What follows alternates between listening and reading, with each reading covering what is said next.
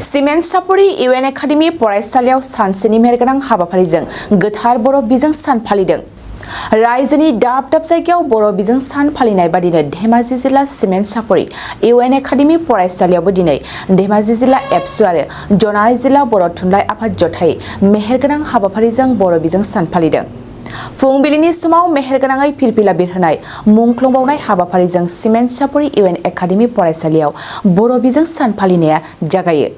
हाबाफारिजोंनो सोमोन्दो लाखिनानै बे समाव धेमाजि जिल्ला बर' थुनलाइ आफादनि आफादगिरि दिलीप बसुमतारिया खौरांगिरिनि सिगाङाव मा फोरमायखो आबुङै मिथिना ला। गाहाम हामलायनायखौ गिबियावनो जासिग्रोनाय जाबाय। दिनै दुलाराय बर' फरायसा आफाद आरो बर' थुनलाइ आफादनि बिथोन बायदियै धेमाजि जिल्ला दुलाराय बर' फरायसा आफाद आरो जनाय जिल्ला बर' थुनलाइ आफादा जनाय जिल्ला बर' थुनलाइ आफादनि मावख'आव गाहाय मावख'आव दिनै धेमाजि जिल्ला दुलाराय बर' फरायसा आफाद आरो जनाय जिल्ला बर' थुनलाइ आफादा बे 18 मे बर' बिजों सानखौ दिनै सानसेनि हाबाफारि लानानै जोङो फालिनाय जादों। दा बे लेखायै जोंहा गिबि हाबाफारि हिसाबै जोंना फिरफिला बिरहोनाय हाबाफारिया थांबाय। बेनि उनाव जोंना मुंख्लंफोरनि थाखाय बिबार बावनाय बियो थांबाय। नै दा जोंहा रुंसारिफोरनि थाखायबो जा मान बावनाय बियो सोलिगासिनो दङ। दा बेनि उनावनो जोङो दसे समनि उनावनो जोङो दिनैनि बे गोथार बर' बिजों सानाव जों जेरैबायदिहाय गुबुन बोसोरफ्राव जोङो फालिदोंमोन बेबायदि फालिनायनि अनगायैबो देग्लायहाय जोङो एसे जुनियायै एसे खुद्रिसारनाय रोखोमै जोङो फालिनो थांनो नागिरदों। बेनि उनाव जोङो मोनसे सावरायमेल लानो नागिरदों बर' बिजोंनि इयुननि सायाव बिथा खालामनानै। दा दिनै जों बयबो मिथिगौ दिनै बर' बिजों सान गायसननाया 1963 मायथाइनिफ्राय दिनै फैयै फैयै जोंना 60 बोसोराव बारनानै 61थि बोसोराव दिनै आगान होबाय। नाथाय बेखिनि समाव बर' रावआ गोबां जेंना जेंगोनानि मोगा मोगि जानानै जेरैबायदिहाय दिनै मोनसे समसिम थासारिसिम दिनै मोनफैनो हादोंमोन, जेराव जों बयबो मिथिगौ दिनै बर' रावा भारत संबिधाननि मोनसे गनायथि मोननाय 8थि फारियाव हाबनाय मोनसे रावमोन। दा बिदि मोनसे संबिधानजों गनायथि मोननाय रावा लोगोसे आसाम सरकारा देग्लाय गावसोरनो फोसावदोंमोन देग्लाय सोलोंथाइ बोसोरनिफ्राय जौसिन एबा थाखो 10निफ्राय बर' बिजोङाव जिथुनिखि फरायनायनि बर'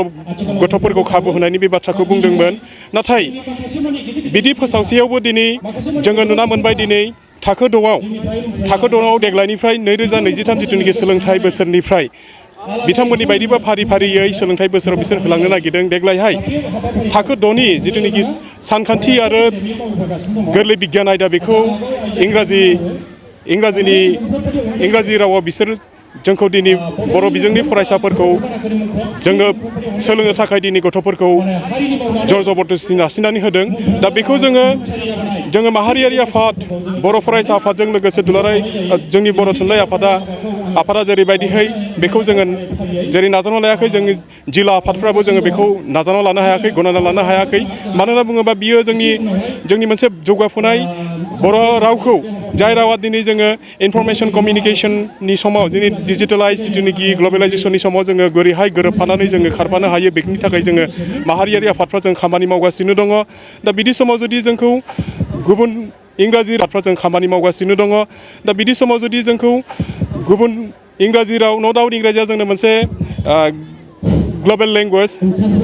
दा नाथाय बे खोथा नङा जे जोंनि बर' बिजोंनि गथ'फ्रा माने बेखौ बिजों हिसाबै सोलोंनानै लानांगौ। दा बिदि जुदि लायोबा जोंनि थाखाय मोनसे खैफोद गोनां जागोन। इयुना जोंना मोनसे बर' बिजोङा थांना थानायनि जोंना मोनसे सोंलु जानानै फैगोन। बेनिखायनो जोङो जोंनि बिजोंखौ जोङो फोथांना लाखिनो थाखाय, जिहेथु जोंनि बे रावखौ फोथांना लाखिनोबा जोङो बिजोंखौ लाखिनांगोन आरो बिजोङा जोंनि बिमानिनो राव जानांगोन। आरो बे खोथाखौथ' जोङो फिन बुंफिननो गोनां गैला जे सोलोंथाइ लानायनि बेलायाव बिमानि रावजोंसो माने मोजाङै साबसिनै सोलोंथाइ लानो हायो, बे खोथाखौ साफ्रोमबो सोलोंथाइगिरिफ्रा बुंदों। दा बेहाय बुंनो गोनां गैया। बेखौ नोजोर लानानै हयथ' जिथुनिखि 2009 आरो 10नि जिथुनिखि राइट टु इडुकेसन एक्ट, बे राइट टु इडुकेसन एक्टआवबो जिथुनिखि चेप्टार 5नि 29F बेहाय बे सेक्सनाव रोखायै मख'दों जे गथ'फ्रा जुदि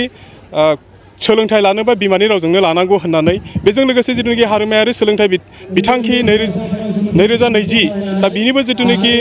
पेरा जिथुनाखि 4.11 बेहायबो मख'नाय दंखायो जे सोलोंथाइ लानो थाखाय थाखो 5सिम बिमानि रावजोंनो लानांगोन आरो प्रेफारेबलि जुदि हायोबा थाखो 8सिम आरो उनावहालागै बे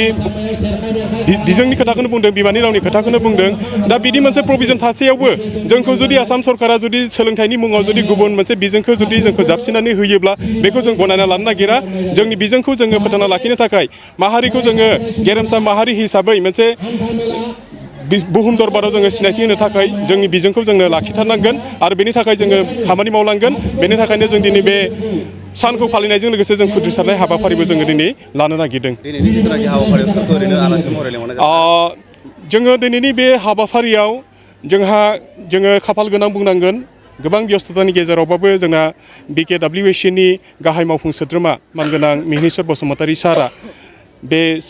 सावरायमेलाव बाहागो लाफैनायनि खोथाखौ बुंदों बेजों लोगोसे जोंहा खौसेथि बर' सुबुं आफादनि मानाव गेदेर आफादगिरि मनरन्जन बसुमतारी साराबो जोंनि दिनैनि बे सावरायमेलखौ बेखेवना होनायनि खोथा जोंनो होदों बेनि अनगायैबो जोंहा दुलाराय बर' फरायसा आफादनि नेहाथारि बड'सा ब्रह्म बिथां आरो बर' थुनलाइ आफादनि नेहाथारि सोरजिला औवारि मेडाम बिसोर जोंनि बे हालामनिनोखा जायगानिनोखा बिथांमोना बाहागो लागोन बेजों लोगोसे जोङो जोंनि बर' थुनलाइ आफादनि आगुनि दैदेनगिरि बिथांमोनखौ सारमोनखौ लोगोसे जोंनि माहारियारि आफादनि दुलाराय बर' फरायसा आफाद खौसेथि बर' सुबुं आफाद दुलाराय बर' आइजो अनसाय आफाद जेसेबांखिनि जोंनि माहारियारि लोब्बा आफादफोर दङ गासैनि जोंनि जिल्ला लेभेलनि बेनिफ्राय दखरा लेभेल नोंथाङा सानाय सुनाय बेरामनि जेंनायाव दं नामा जुदि नोंथाङा देहायाव सानाय सुनायजों भुगिनांगासिनो अब्ला नोंथांनि थाखाय गोजोनथाव खौरां नोंथांनि थाखाय दं SI निउर' थेरापि सेन्टार बे थेरापि सेन्टाराव नोंथाङा गोरलैयैनो सानाय सुनाय बेरामखौ फाहामथाय लानो हागोन ট্ৰিটমেণ্ট পাইছোঁ লগে লগে মোৰ মানে শৰীৰটো মানে একদম ফ্ৰী হৈ গৈছে খোজ কঢ়াত খুব অসুবিধা আছিলে চাইডটো মোৰ একেবাৰে মানে বহুত বেয়া আছিলে মানে খোজকাঢ়িব মানে ভালকৈ পৰা নাছিলোঁ ইয়াত মোটামুটি 3 দিন আহিয়ে মই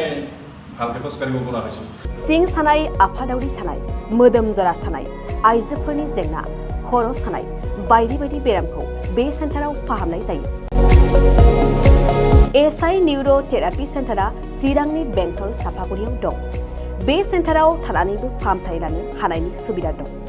जुदि नोंथाङाबो फाहामथाय लानो लुबैदोंब्ला नैबे मबाइल नाम्बार 7620160459 नङाब्ला 9476977956 आव थोंजोङै जगाजग खालामनो हागोन